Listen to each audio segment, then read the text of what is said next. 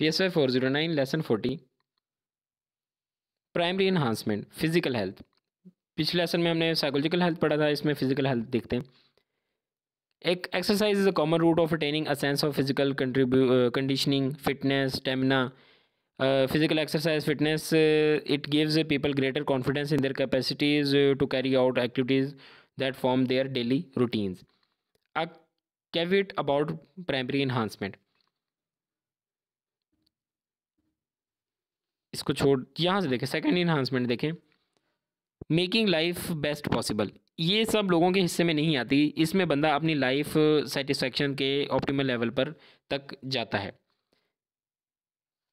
Second enhancement psychological health, जब आप लोगों की मदद करते हैं तो आप सेटिस्फैक्शन हासिल करते हैं। अगर आपको अच्छा काम, आप किसी को अच्छा काम करता देख लें, किसी की हेल्प करते देख लें, तो भी आपको अच्छा फील होता है। जब आप कोई नई स्किल सीखते हैं या आर्ट की कलेक्शन देखते हैं, तो भी कई लोगों को सेटिस्फैक्शन फील होती है। कुछ पर्सनल मिनी एक्सपेरिमेंट हैं, सच इम्पोर्टेंट नहीं है।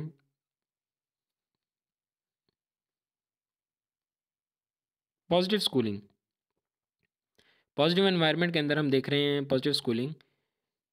आमतौर पर लोग ऐसे स्कूल्स अपने स्कूल ईयर्स में ऐसे स्कूल ईयर ही सॉरी लोग आमतौर पर स्कूल ईयर ही इसे कंसिडर करते हैं, लेकिन इसका ताल्लुक कॉलेज से भी हो सकता है। मतलब कि स्कूल पॉजिटिव स्कूलिंग का मतलब ये नहीं कि सिर्फ स्कूल के साल, कॉलेज के जो साल होते हैं वो भी स्कूल ईयर्स के अंदर ही इसको शामिल करते हैं, स्कूलिंग के अंदर।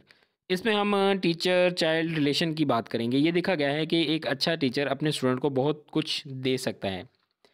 Elements of positive schooling, care, trust, respect for diversity, plans, motivations, goals, hope and special contribution.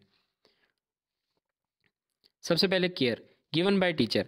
Teacher के बिहेवियर से पता चलता है कि वो आपके मसाइल के बारे में केयरफुल है या नहीं। आगे है ट्रस्ट। जब एक टीचर अपने स्टूडेंट में ट्रस्ट पैदा कर देता है तो इसके साइकोलॉजिकल फ़वायद भी होते हैं और स्टूडेंट की परफॉर्मेंस भी बेहतर होती है। वो स्टडी में ज़्यादा से ज़्यादा इंटरेस्ट लेगा।